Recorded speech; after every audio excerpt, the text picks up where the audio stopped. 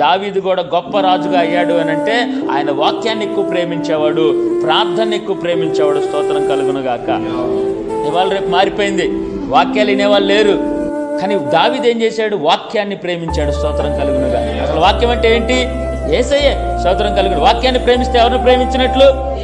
వాక్యాన్ని ఇష్టపడితే ఎవరిని ఇష్టపడినట్లు? వాక్యాన్ని మనం వింటుంటే ఎవరిని వింటున్నట్లు? వాక్యాన్ని హత్తుకుంటే ఎవరిని హత్తుకున్నట్లు? హల్లెలూయా. వాళ్ళు అనుదినము కూడా దేవుడు చెప్పే వాక్యాన్ని హత్తుకొని ఉన్నారంట. స్తోత్రం కలుగును గాక. ప్రార్థన ఒక్కరోజు రాకపోతే అల్లల్లాడిపోతారండి కొంతమంది. వాళ్ళు నిజమైన భక్తులు. ఒక్కరోజు ప్రార్థన జరగకపోతే ప్రాణం విలవెల్లాడిపోవాలా. ఒక్కరోజు వాక్యం వినపోయినా, ఒక్కరోజు ప్రార్థనలో కూర్చోపోయినా, ఒక్కరోజు దేవుడికి ఎడబాటు వస్తే కొంతమంది వేరే ఊర్లో వెళ్ళిన మనసు ఏడుంటుందో తెలుసా? మందిరం మీద ఉంటుంది చాలా మంది. ఆ ప్రేమ మనందరం కూడా పొందుకోవాలి. స్తోత్రం కలుగును గాక. హల్లెలూయా.